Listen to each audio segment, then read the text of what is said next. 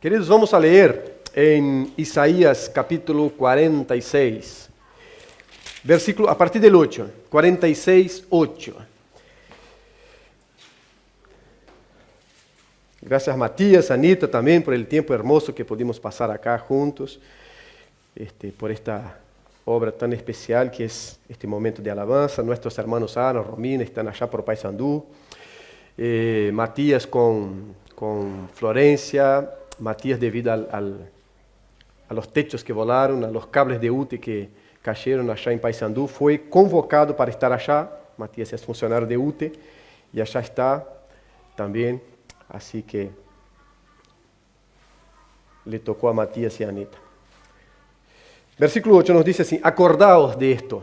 Versículo 8, 46, 8. Acordaos de esto y tened vergüenza. Volved en vosotros, prevaricadores.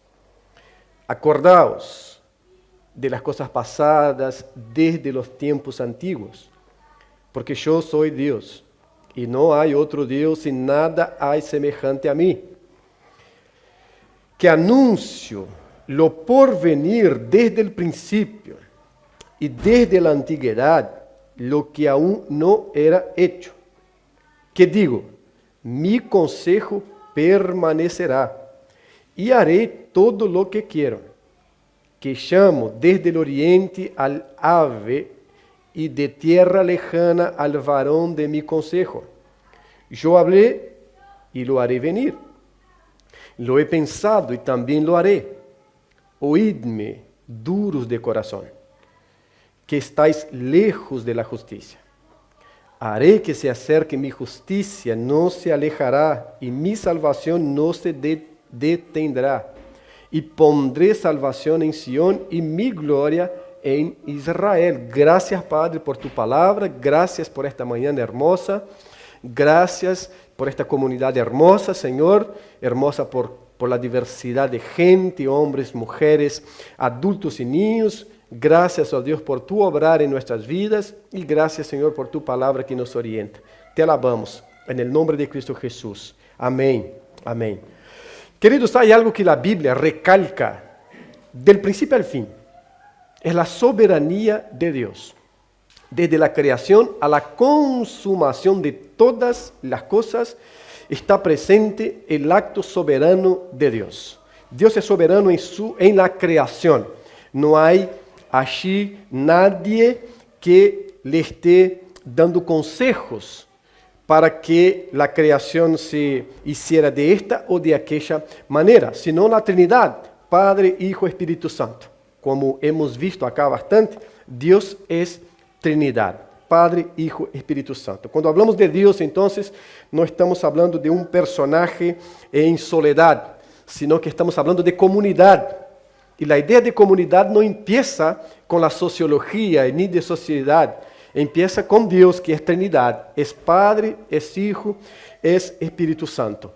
En la creación, entonces, Dios demuestra su soberanía creando todo a su manera, para sus propósitos, con los fines que Él mismo determinó. Soberanía, soberanía. Todo lo hizo como quiso. Y vio que todo era bueno. Lo único que no era bueno era que el hombre no tuviera una ayuda idónea. Y entonces completó esta obra magnífica de creación con la mujer. Con la mujer. Dios es soberano también en el envío de Cristo como rescate por los pecadores. Es soberano, porque no es una decisión que estuvo basada, que estuvo calcada en los méritos humanos, no es una decisión que estuvo anclada en el más lindo, en el más feo, en el más pobre o en el más rico, en el del sur o en el del norte, cosas tan presentes hoy en cualquier análisis social, antropológico. No. Es un acto de soberanía de Dios. Él decidió, y más la Biblia dice que esta decisión fue tomada antes de la fundación del mundo. Apocalipse e Pedro nos hablam de isso. Uma decisão soberana. Ele é soberano também com relação ao pecado, à caída. ¿Por quê? Porque o pecado não foi uma surpresa para Deus. Deus não se surpreendeu quando Adão não respeitou os límites, não respeitou a linha que Deus puso. ¿Por quê? Exatamente porque se diz que o cordeiro foi imolado antes. Em la eternidade, o cordeiro de Deus que se entrega em sacrifício viene primeiro que o pecado de Adão. Então, Deus é soberano nisso, não há uma surpresa, de maneira que Deus tenha que inventar um plano B para rescatar a humanidade. Ele é soberano em toda a condução da história. Já em Gênesis capítulo 3, versículo 15, está a promessa del Messias. Quando habla de la descendência de la mujer e de la descendência de la serpiente, e habla que uma vai herir el calcanhar, el calcanhar, ¿no? Del outro, e o outro vai aplastar a cabeça de la serpiente. Está falando de Cristo, pero esto vai passar por lo menos 2.000 anos, 4.000 anos, depois. Por lo menos 4.000 anos depois. Pero não foi que Deus se olvidou, se hizo uma promessa e se olvidou. Foi que Deus foi conduzindo a história tal como ela está conduzindo agora, em processos. Tal como nos deu sua revelação processual, hasta chegar no ápice que temos achar em Hebreus capítulo 1, quando se diz que anteriormente Deus havia hablado a los padres por meio de los profetas, pero que agora, em resumo, nos ha hablado por meio de su Hijo, e aí completa a revelação ou aquilo que nós necessitamos para viver de la maneira que agrada ao Senhor.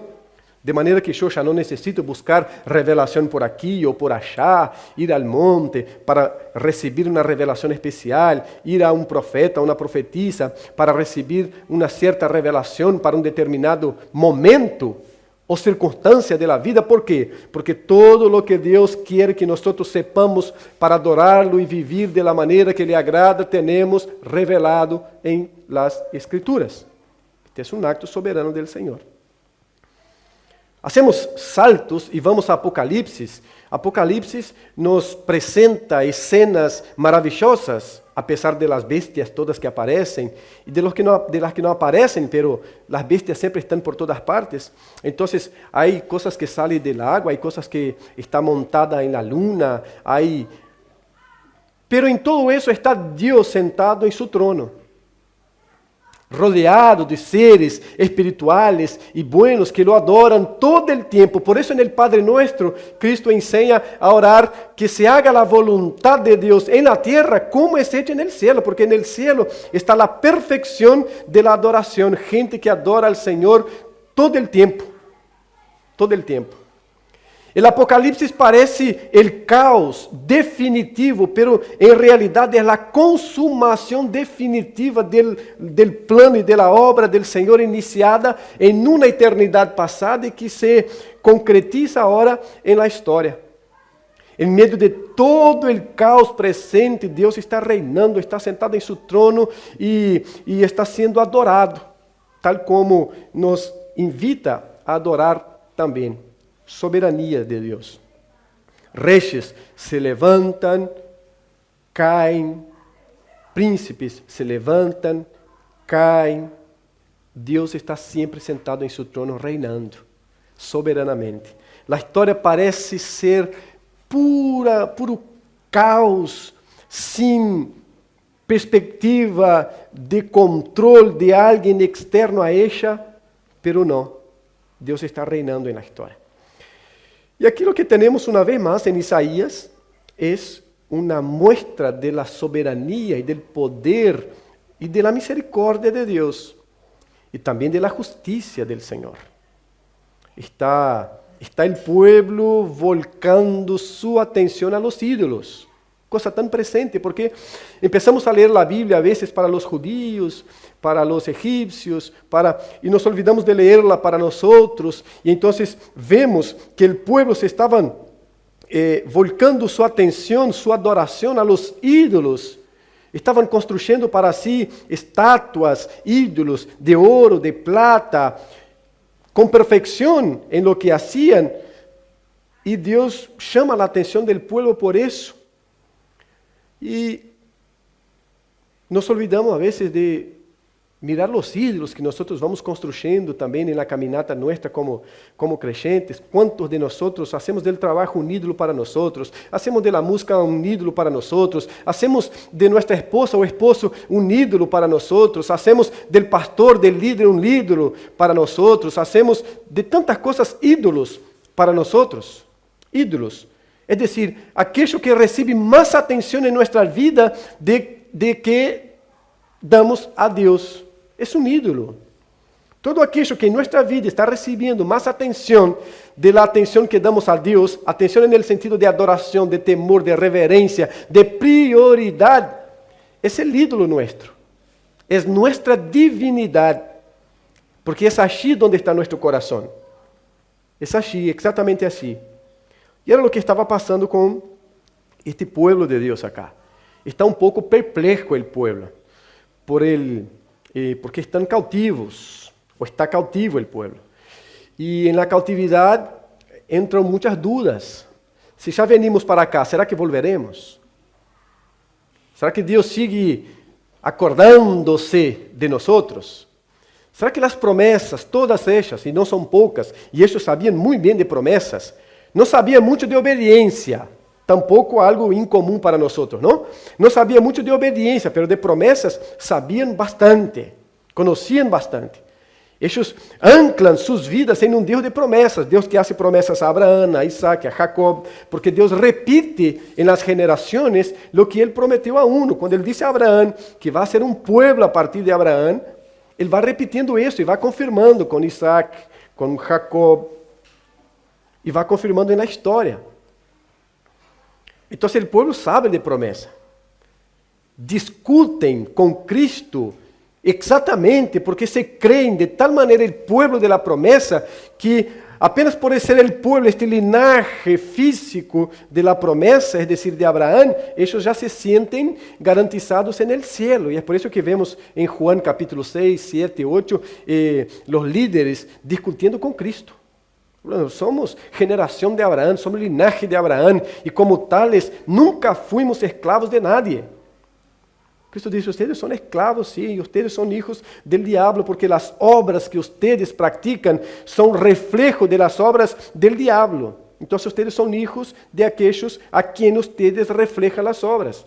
Un hijo de Dios refleja las obras de Dios. Un hijo que no es de Dios, del diablo, refleja las obras del diablo, así de sencillo. Por eso los frutos son importantes en la vida cristiana. Por eso Santiago pelea tanto con la comunidad a quien él escribe por las obras, sin desconsiderar la fe, pero él dice, la manera que uno tiene de decir soy creyente de verdad, no es abriendo la boca y diciendo soy creyente, por las obras, obras de justicia. Las buenas obras que el mundo protestante llega casi a rechazar, porque le produce algo como le produjo a Lutero, como le produjo al propio San Agustín, allá en el cuarto, quinto siglo, pero dentro de otro contexto. Es que querían vivir y ser justificados por las buenas obras. Lutero, un hombre siempre medroso,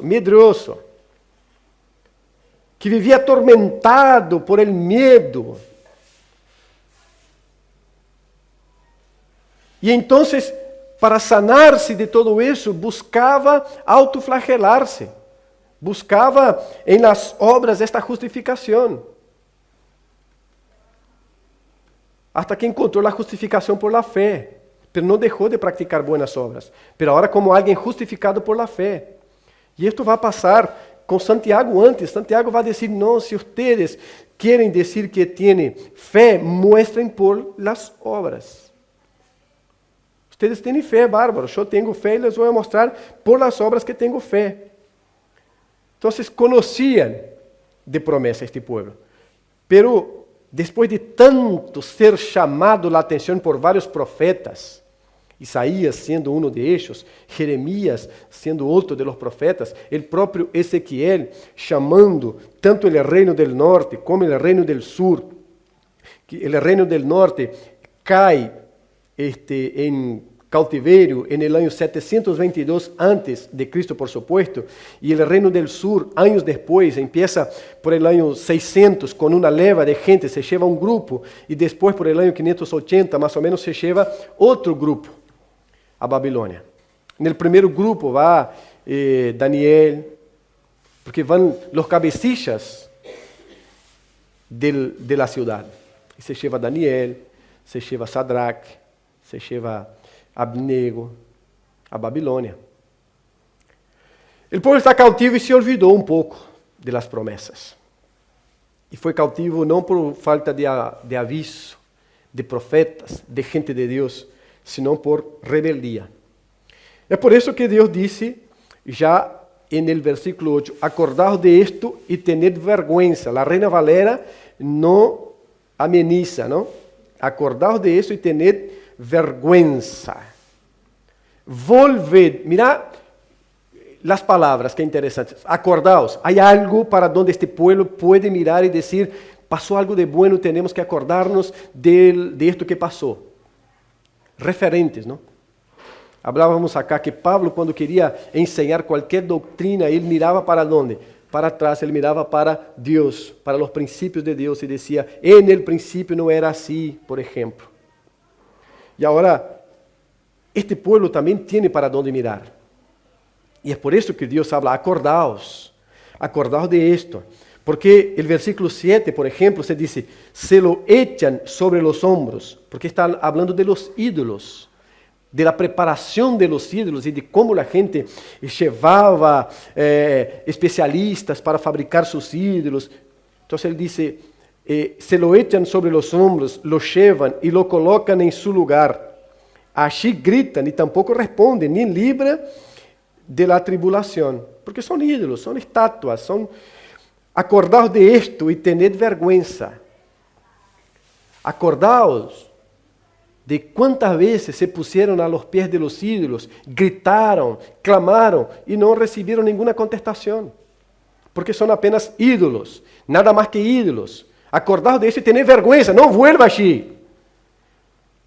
No sigan por este camino. ¿Será que no se cansa de clamar y no ser contestado jamás? Acórdense, se acuerden de eso y no vuelvan allí, tengan vergüenza. Volved en vosotros, prevaricadores. Acordaos de las cosas pasadas desde los tiempos antiguos. ¿Por qué? Porque yo soy Dios y no hay otro Dios y nada hay semejante a mí. Acordaos de Egipto, del tiempo de la esclavitud. ¿Y quién los sacó de allá? Pero antes de Egipto, acordaos de Abraham. ¿Quién era? Un pagano más. Acordaos de lo que yo hice por medio de este hombre. El hombre tuvo fe. El hombre obedeció, salió de su ciudad, dejó sus parientes en cuotas, pero dejó. Se llevó uno para tener problemas después. Fue el problema después ¿no? Pero se llevó. Era un hombre tampoco, no era Dios. Así que ni todo es perfecto. Tuvo mentiras, varias cositas. Pero obedeció. Y Pablo dice que fue justificado por la fe. Abraham creyó y fue justificado por la fe. Entonces, acordaos de eso. Y acordaos del pueblo que se formó en Egipto. A partir de un grupo de 72 personas que fue después con el hambre y todo que se formó, con aquella historia hermosa de José. Hermosa para nosotros que la leemos y tenemos el diario del lunes. No tanta para José, que foi vendido como esclavo, que foi engañado, que foi metido en un calabozo. No muy hermosa para él. Pero nosotros tenemos el diario del lunes y ya sabemos que las cosas salieron bien. Las cosas salieron bien y que Dios estaba conduciendo todo el proceso y que José entendió este plan soberano de Dios. De manera que cuando se encuentra con sus hermanos dice, no fueron ustedes que me trajeron acá, sino que Dios para librarnos de la muerte. José alcanza el favor del faraón o de un faraón y trae toda la familia. Y el faraón, José dice, mira, la gente mía es gente de ganado, del campo, necesito una tierra para eso, porque senão van a quedar perdidos acá. Y le dan una tierra muy especial y muy fértil para ellos. De 70 y algo, el pueblo crece a millones. ¿Por qué? Porque Dios hacía prosperar. Son sacados de Egipto. ¿Cómo? Por el poder de Dios. Ningún ídolo. Es tanto que Moisés, alguien que creció allí, él sale de Egipto con 40 años. 40 años en Egipto, 40 años en el desierto, aprendiendo en esta escuela de Dios, y después 40 años conduciendo al pueblo hasta morir sin entrar en la tierra. Pero a los 40 años sale de allí, ya está formado, mucho de su intelectualidad. Y no se puede decir que era un idólatra, pero que sí creció en este contexto de mucha idolatría. De manera que cuando Dios, allá en Éxodo capítulo 3, lo convoca para ir a Egipto a liberar el pueblo, Él quiere que una cédula de identidad. Para presentar en Egipto cuál era el Dios que lo estaba enviando. ¿Por qué? Porque en la cabeza del pueblo que estaba allí hace tanto tiempo, Deus necessita ter uma identidade específica, considerando que eu vou a segui-lo, quero saber a quem estou seguindo. ¿Por quê? Porque para cada circunstância havia uma divinidade. ¿Qué es lo que queremos ahora? Lluvia, entonces a la divinidad de la lluvia. Y ahora, ¿qué es lo que necesitamos? Sol, divinidad del sol. Y ahora es tiempo de cosecha. Oramos, rezamos, en fin, la divinidad de la cosecha. E agora foi um caos. Que hicimos a la divinidade da cosecha? Não sei, vamos pagar isto com sacrifício. E agora Moisés queria algo assim. Senhor, vou achar. E a gente vai perguntar em nome de qual Deus estou descendendo a Egipto. Que é o que les digo? E aí vocês conhecem a história. Já sabem. Todo acto soberano de Deus conduzindo ao povo. De maneira que chegamos até aqui, nós. Então ele está falando, acordado de las coisas passadas. Porque eu sou Deus e não há outro Deus, não há. Isto já foi provado, en el desierto foi provado que não há outro Deus como eu. En la salida de Egipto não há outro Deus. Los egipcios, com todas as divinidades, não foram capazes de manter as águas abertas para que atravessara el ejército del faraón. E allí cayeron todas as divinidades egipcias. Cayeron todas as divinidades com as plagas. Cada plaga combatendo uma divindade egípcia. Então Deus está falando, não há outro como eu sou Deus, e não comparto, ele vai dizer em outro lugar, em Isaías, não comparto minha glória com nadie. E não há nada semejante a mim. Aí ele começa a dar algumas características que são importantes. Versículo 10. Eu anuncio lo porvenir desde o princípio. Mira que interessante. Soberania. Isto é coisa de Deus soberano. Eu anuncio lo porvenir desde o princípio. Então, quando falamos de soberano, estamos falando de alguém que conhece passado, presente e futuro. Deus, já hablamos, é um ser que está fora do tempo, no sentido de que o tempo é limitado, é criação, o próprio tempo e o espaço são criações. Deus está fora, então nós nos manejamos com passado, presente, futuro. Um presente que nunca existe, porque cada vez que habla do presente já se converteu em passado. Passado. Então, é um presente que quase não existe. Sempre é passado. Tá? Agora, Deus não tem isso, porque todas as coisas, passado, presente e futuro, acontecem em um momento em Deus, porque Ele está fora do tempo. Fora do tempo. Essa eternidade. É esse Deus que disse, eu conosco e anuncio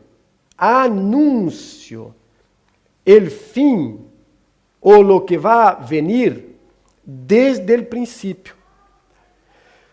Há algo importante, não é só o que conoce, porque el conocer involucraria a chamada presciência de Deus.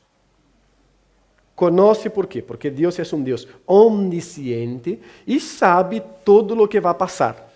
Es bien arminiano, ¿no? La cuestión arminiana, la presciencia de Dios. Como Dios sabe exactamente los que van a ser salvos y los que no van, entonces es así que acontece la elección. Este es bien arminiano, presciencia de Dios. Pero la palabra que se está usando es anuncio, y ahí es diferente. No es solo que conozco, yo anuncio. ¿Por qué? Porque es Él quien anuncia lo que va a venir. Y va a venir porque Dios determinó que va a venir, senão não vendría. Esto es distinto de conocer. Yo conozco algo que ya existe, aunque no fui yo el que generó lo que va a venir. Pero Dios no está hablando eso, Él está hablando que lo que va a venir, Él habla con toda seguridad que va a venir, porque es Él quien determina eso. Es Él mismo quien determina. Entonces, yo anuncio lo por venir desde el principio. Tampoco es un Dios que se va arreglando en el camino.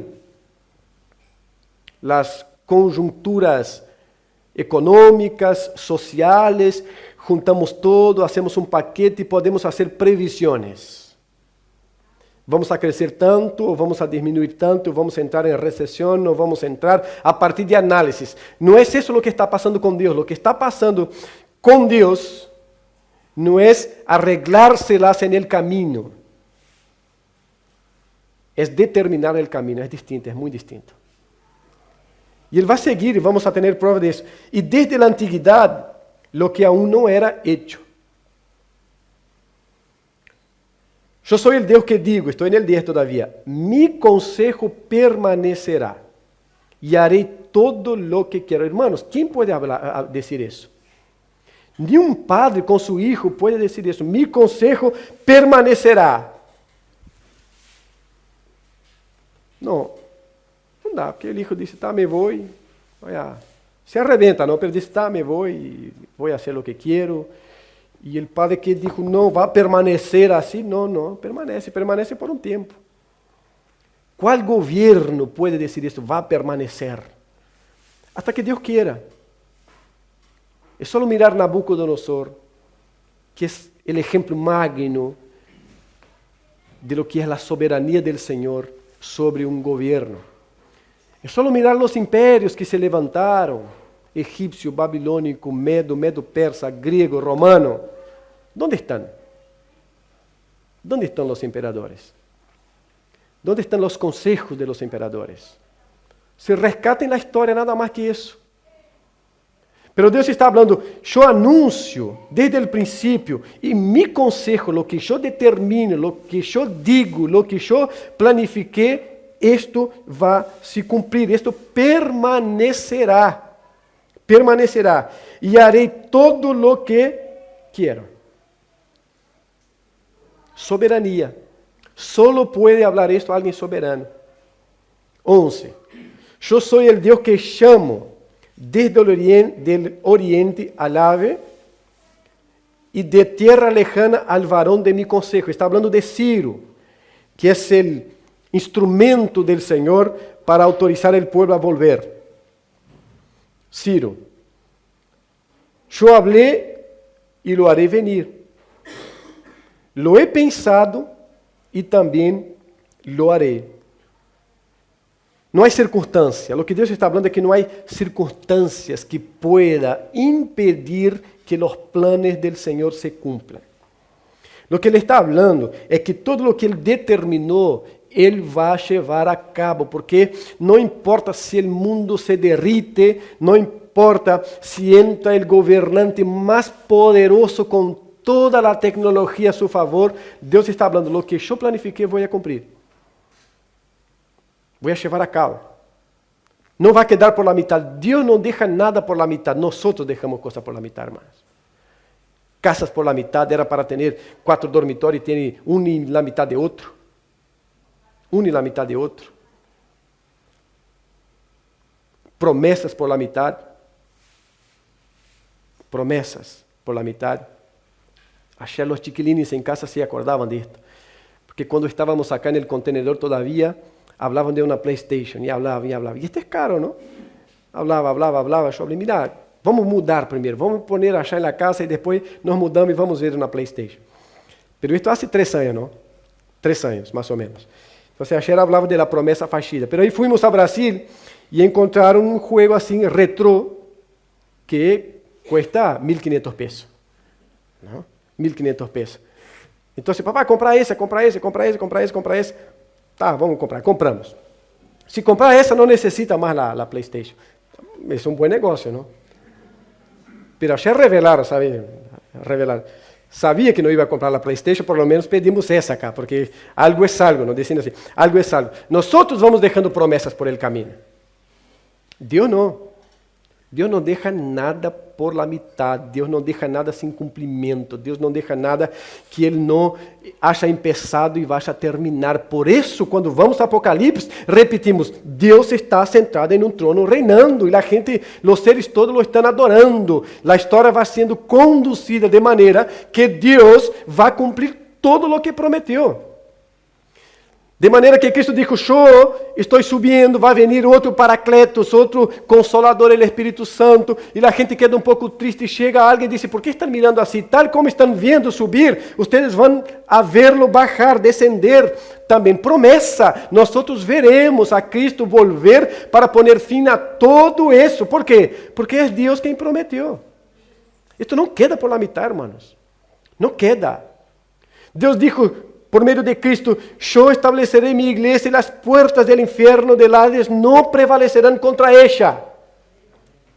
Não foram 1, 2, 3, 4, 5, 50 mil tentativas de destruir a igreja e a igreja sigue com gente como nós. Que poder temos por el amor de Deus? Ninguno. Ninguno, e nós não temos poder para cambiar os pozos de la caixa de nossa casa. Não temos. Não temos.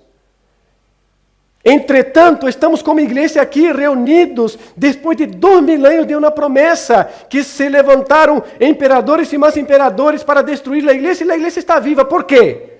Porque Deus prometeu que as portas do inferno não prevaleceriam contra ela. E aí vêm ideologias, e aí vêm demônios puros para destruir todo, e aí vem gente, e vem não sei o que para destruir, e a igreja está viva. A igreja está viva, e aí se lleva como em Coreia do Norte, a gente para lugares de concentração, para ser maltratada, porque para ver se põe fim a isso, e a gente já está dando testemunho de Cristo. E aí se proíbe, como em China, ter reuniões públicas da igreja de Deus, não lá do governo, porque está a igreja do governo e esta se reúne, pero reuniões públicas, não sei o quê, e a gente sai juntando um e outro, e a igreja em China quizás seja a igreja que mais cresce em todo o mundo, até porque há muita gente também, pero se a igreja que cresce em todo o mundo, bajo proibição. O governo paga para vecinos que denunciem um ajuntamento de 4 ou 5. Não necessita ser crente, mas se há uma possibilidade que seja, o governo paga ao vecino para que denuncie isso, porque quer exterminar a fé. E esse é um dos lugares que a igreja mais cresce em todo o mundo. Por quê?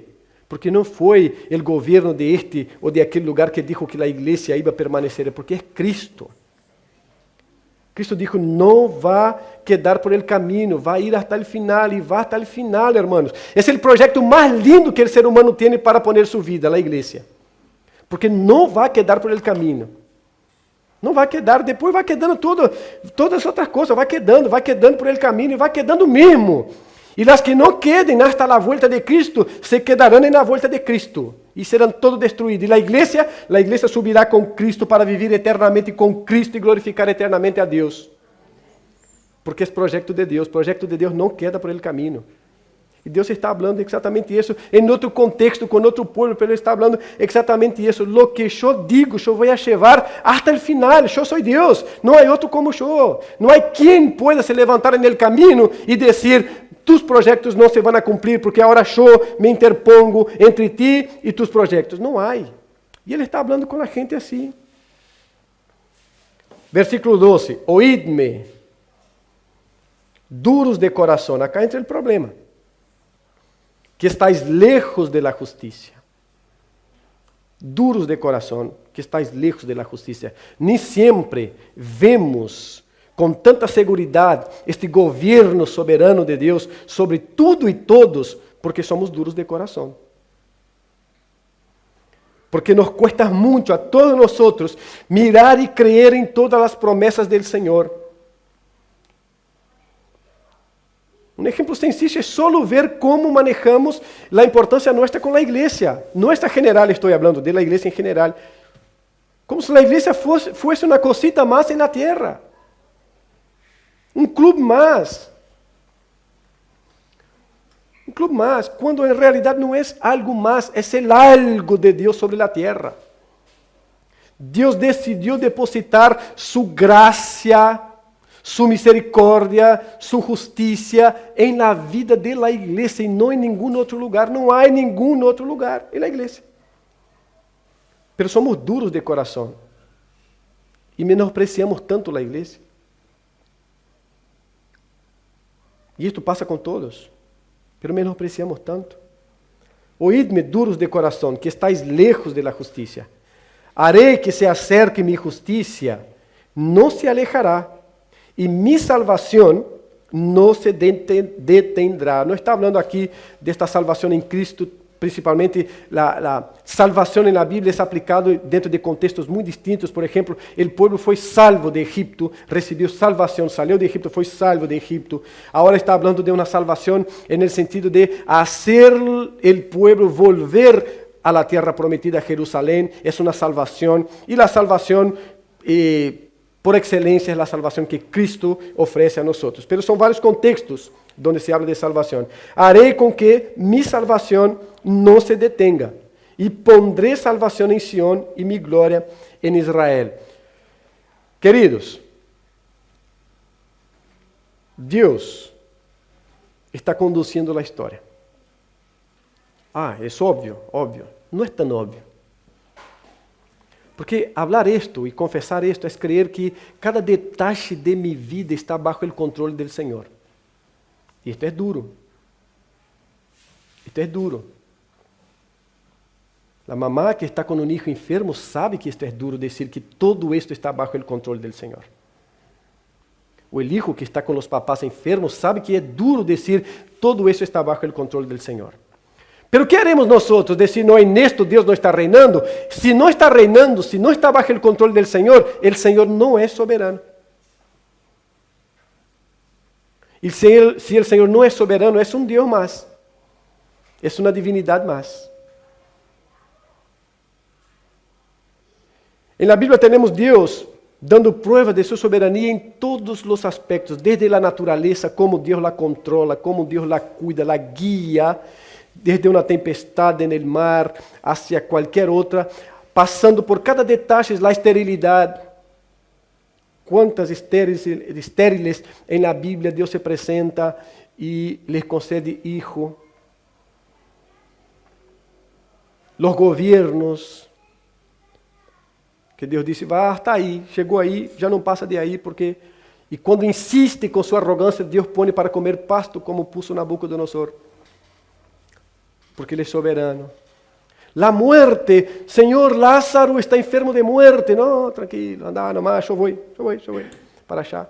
E chega, está Maria, Marta, preocupada, Senhor, se houvesse chegado antes, Lázaro não havia muerto. Por que demoraste tanto? Não demorei nada, tranquilo. Não está muerto, ele está descansando. 2 semanas todo o tempo, pai, está descansando, Lázaro. Ele estava atomizando, está descansando, Lázaro, entra na chave, saque na pedra, Lázaro, sale. E Lázaro sale vivo, ¿por quê? Porque Deus tem o controle de todas as coisas, de la vida e de la muerte, de cada aspecto de nuestras vidas, los buenos y los malos. De los buenos no tenemos dificultad que Dios está en el control, de dar el testimonio de que Dios está en el control, de que Dios estuvo bendiciendo. El problema son con los momentos malos. Pensamos que Dios ya no está más. Si no en la teoría, porque la teoría la tenemos, pero en la práctica toda teoría es otra, en la práctica sí nos cuesta mucho entender que Dios está en el control. Lo que la Biblia nos muestra es que Dios está en el control de todas las cosas. Las que entendemos y glorificamos por eso, y las que no entendemos también, porque los planes del Señor no dependen de nuestra creencia o falta de creencia. Los planes del Señor se cumplen porque son del Señor. Su voluntad se cumple porque es de Él, le pertenece a Él. Todo está bajo el control del Señor. Dios está guiando cada circunstancia de nuestras vidas, hermanos.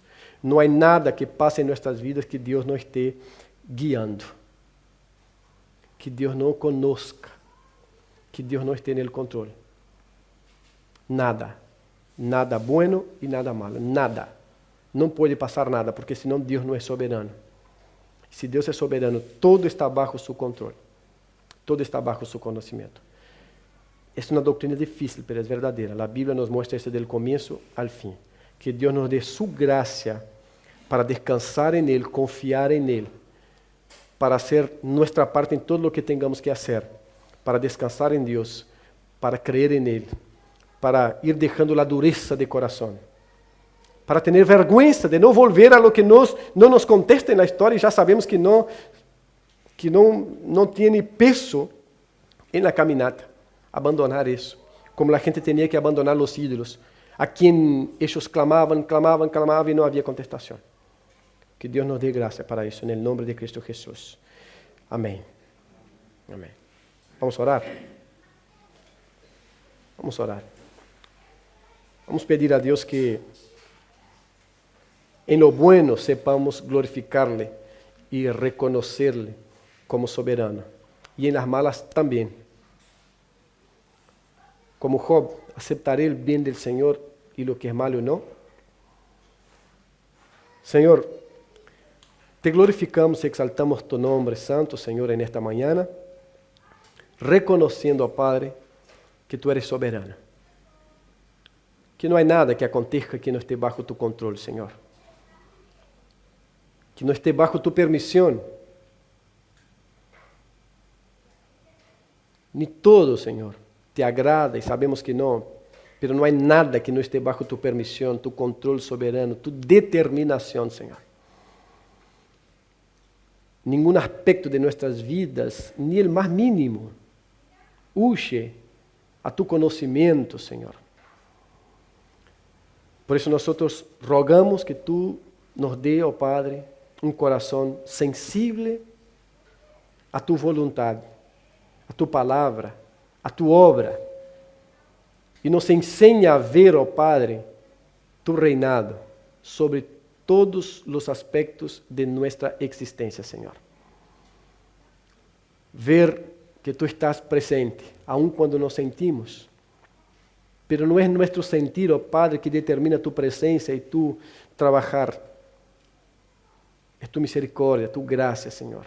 E sabemos que estás. Así que en los momentos difíciles, oh Padre, ayúdanos a mirarte, a reconocerte y a glorificar a tu nombre, Señor, a exaltar tu nombre. Gracias por ser iglesia tuya, Señor, gracias por pertenecer a ti, Señor, por tu gracia también y por tu misericordia.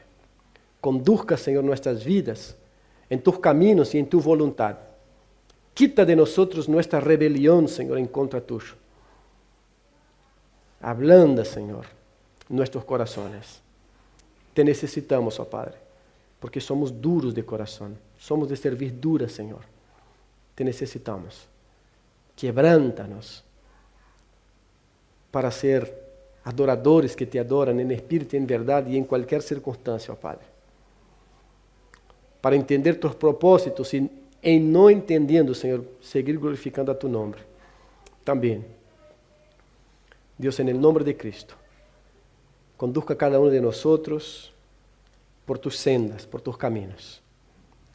No nos deje adorar ídolos de ninguna especie y ayúdanos a adorar apenas a ti, Señor. Gracias, oh Dios, por esta semana que se inicia y por dejarnos reunir acá con tanta libertad para desarrollar la comunión, Señor, para apoyarnos mutuamente, para reflexionar en tu palabra, cantar. Gracias, Padre. Gracias por los niños que trajiste, gracias por las maestras, gracias, Señor, por los jóvenes ayer, gracias, oh Dios, por todo lo que tú estás haciendo, Padre. Es obra tuya. Conduzca a Betel por tus caminos y para la gloria de tu nombre. En el nombre de Cristo Jesús. Amén.